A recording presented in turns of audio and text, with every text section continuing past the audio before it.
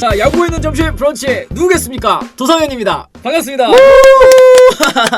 자, 요즘에 정말 하루하루 바쁘신 또 이제 안치홍 위원님, 안카콜라 위원님이 또 자리를 비우셔서 이분이 또 대신 나와주셨습니다. DKTV 데니엘 김 위원님 나오셨습니다. 안녕하십니까? 안녕하십니까, 데니엘 김입니다. 반갑습니다. 네. 네. 인사 한번 또 부탁드리도록 하겠습니다.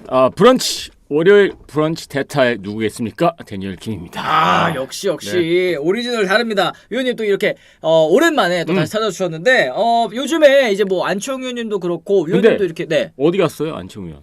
지금 그 KBO에서 주관하는 티볼 아카데미에 지금 뭐 이 강연이라고 해야 되나? 이게 뭐, 재능 기부하러 가신 걸로 제가 알고 있거든요. 좋은 일 하러 간 거네. 좋은 일 하러 가신 겁니다. 네. 요즘 어쨌든 뭐 저번에도 말씀드렸지만 지난주 금요일에 이제 안치홍 의원님이 또 직접 이 DKTV 방문을 해주셨잖아요. 네. 어떠셨어요? 역사적인 순간이었죠. 제가 5년 동안 야구 상담소를 하면서 첫 게스트였습니다. 인증샷 올려드렸는데 두 분 이제 같이 방송하셔서 인증샷 올려드렸는데 그 밑에 이제 댓글로 두 사람 조합 뭐 가슴이 웅장해진다 이런 댓글도 있었지만 마린시티님이 처음에 형사님이 DK 잡으러 온 줄. 그게 뭔 말이야? 아니 안치홍 의원님이 너무 막 이렇게 등치도 크시고 뒤에서 막 이렇게 눈을 이렇게 부라리고 계시니까.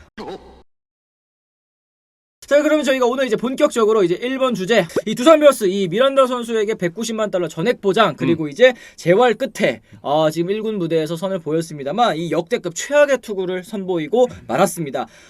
MVP 지난해 또 탄 선수 아니겠습니다. 미란다 선수가 진짜 225K 삼진도 뭐 200개를 넘게 잡아냈고 또 최종환 선수의 기록을 깬 만큼 진짜 올 시즌에도 기대가 많이 되는 그런 선수였는데 지금 뒤에 보시면 김태형 감독이 저렇게 웃는 거예요. 지금 마운드 위에서 막 볼넷 내주고 막 사사구 내주고 이러는데 25일 기아 타이거즈와의 경기에서 선발로 나서 0.2이닝 동안 7개의 사사구, 볼넷 6개 그리고 사구 1개 있었습니다. 이탈 3진 4실점하고 교체가 됐는데요.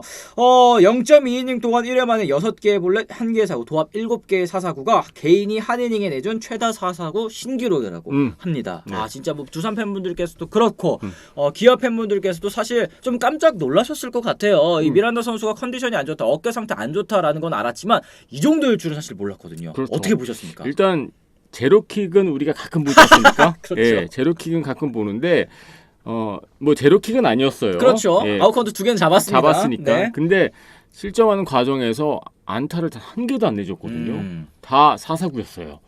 그래서 그런 거는 제가 생각했을 때는 다시 볼 수 있을 것 같지 않아. 프로야구에서는 그래서 진짜 한번 볼까 말까 하는 장면이 연출이 됐고 그렇기 때문에 지금 보시다시피 김태형 감독의 저런 허탈한 웃음, 그리고 그게 연출이 되지 않나 싶은데 결국에는 이것이 몸 상태가 정상이 아니라고 봐야 되겠죠. 아까 탈삼진 뭐 220 몇 개죠 작년에? 225개입니다. 그렇게 기록했던 선수인데 반면 볼넷은 한 60개 정도밖에 안 내줬더라고요. 맞아요. 그래서 뭐 원래 제구가 문제였던 선수가 아니에요. 그렇기 때문에 이건 결국에는 뭐 지금 몸 상태가 정상이 아니다. 그렇게밖에 볼 수가 없는 거고 그리고 구속이 완전히 다운이 됐어요 지금. 지금 작년에 미란다 선수 기억하시는 분들은 뭐 147, 148 기본으로 가지 않습니까? 그렇죠. 근데 이제는 뭐 141 평균 구속이 뭐 구속이 아무런 이유 없이 떨어지진 않거든요. 이렇게까지. 그렇다면은 결국에는 아직도 뭔가 몸 상태가 정상이 아니기 때문에 지금 작년 버전 미란다랑 지금 버전 미란다는 완전히 다른 사람이야. 아예 다른 선수다.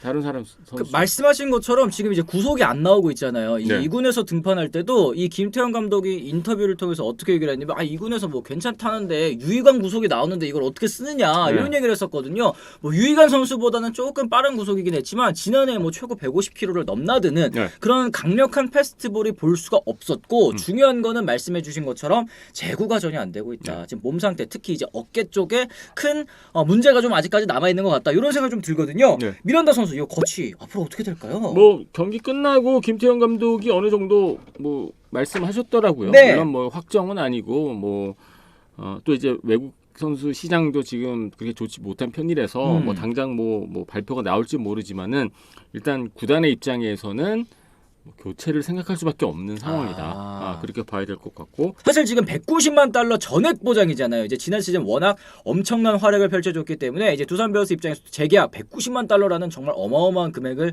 보장을 해줬는데 이거 방출 좀 뭐 매몰 비용이다 생각을 하고 해야 될지 아니면 조금 더 기다려봐야 될지 위원님 생각은 좀 어떻게 생각하십니까? 어쩔 수 없이 바꿔야죠. 더더군다나 좀 환율까지 되게 달러가 많이 올랐어요. 네. 장난 아니에요 지금. 좀 데미지가 클 것 같은데. 네. 근데 뭐 어떡하겠어. 지금 뭐 두산도 아직 5위 충분히 노려볼 수 있는 상황이고 지금 미란다 선수는 없는 선수다라고 봐야 될 것 같아요. 현장에서는 또 그렇게 생각을 한다. 네, 뭐 되게 냉정하게 들리지만은 뭐 작년은 작년이고 네. 또 거기에 대한 보장을 받았기 때문에 일단 없는 선수다라고 봐야 되면 그렇다라면은 빨리 누군가를 데리고 와야 되는데 또 동시에 또 문제가 뭐냐 뭐 다들 아시겠지만은 지금 뭐 외국인 선수 시장이 좋지 못한 상황이거든요. 선수가 없다. 네. 그리고 심지어 워커 로켓 선수에 대한 관심이 있는 것 같다라고 미국에서 들었거든요.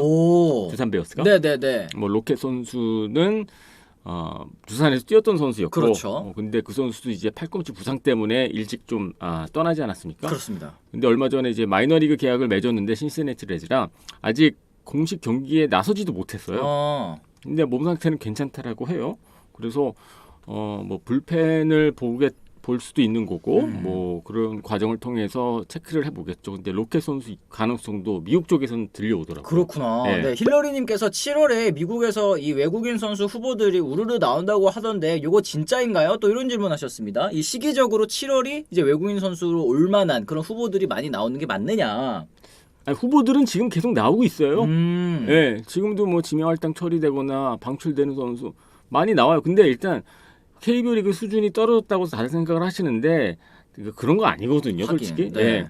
그러니까 트리플 A에서 어느 정도 괜찮은 성적을 내고 있는 선수 정도가 와도 될까 말까 하는데 지금 뭐 마이너 리그에서도 방출 또는 40인 로스터에서 빠지는 선수들이 와서 그리고 최근에 트리플 A 성적 좋지 못한 선수가 와서 과연 KBO 리그에서 성공할 수 있겠는가? 그거는 저는 가능성이 높지 않다라고 보거든요.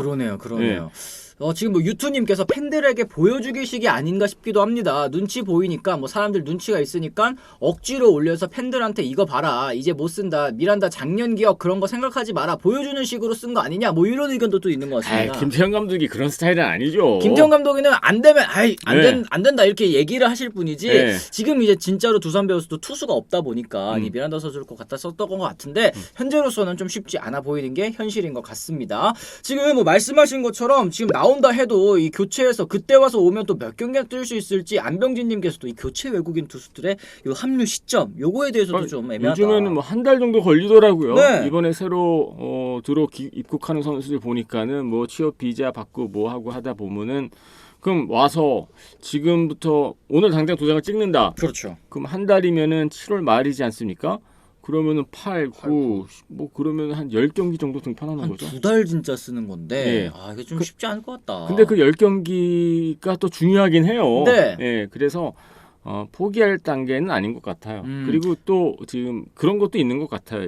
시즌 중에 데리고 오는 선수는 내년을 위한 테스트가 될 수도 있고 미리 적응할 수도 있기 때문에 그런 차원에서도 뭐 메리트가 있다고 볼 수가 있는 거죠. 그렇습니다. 진짜 합류해서 뭐 과거에 이제 로저스 선수 같은 활약을 펼쳐주지 않으면 좀 영입하는 의미가 있겠느냐 이렇게 보시는 분들도 많을 텐데 또 그만큼 중요한 시기이기 때문에 이런 얘기는 또 여러 가지 생각이 있을 것 같습니다.